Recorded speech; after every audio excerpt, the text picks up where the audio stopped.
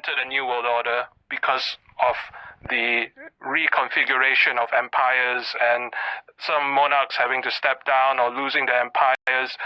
So same thing after World War II. There was a new world order in which you had the Cold War, USA versus Soviet Union. So we're going through a new world order, but this time it's a new world order that I believe is strongly driven by Satanism. And the difficulty of dealing with Satanism, although I'm not defeatist about it, I believe they can be defeated, but one has to have the will to do it and the understanding of the issues, is that many of these Satanists are the so-called ordinary people we see every day in our society. The enemy is within the gates, well within the gates, sometimes in our parliament, sometimes in the police or social services.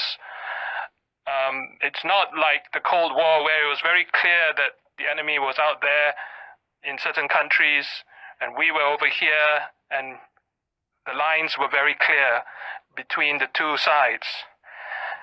So that makes it more complicated, but I do tend to refer to this battle with the Satanists who are trying to reconfigure our society and the world as World War III, or in the British context, you could say the Second Battle of Britain.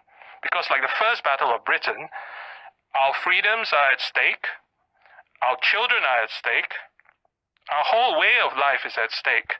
And if the Satanists take over, what we are going to see is enslavement, as would have happened in the First Battle of Britain. Because Satanism is about enslavement. There is no such thing as democracy or choice. You got to do what they want, and you will be ruthlessly dealt with if you don't.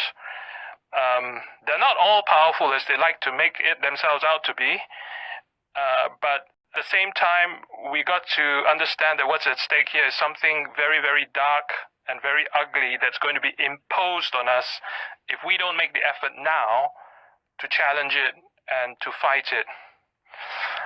And speaking of world wars, when Winston Churchill was warning about Nazism being a threat to Europe and the military being built up in Germany, I think many people at that time would have easily labeled him a conspiracy theorist.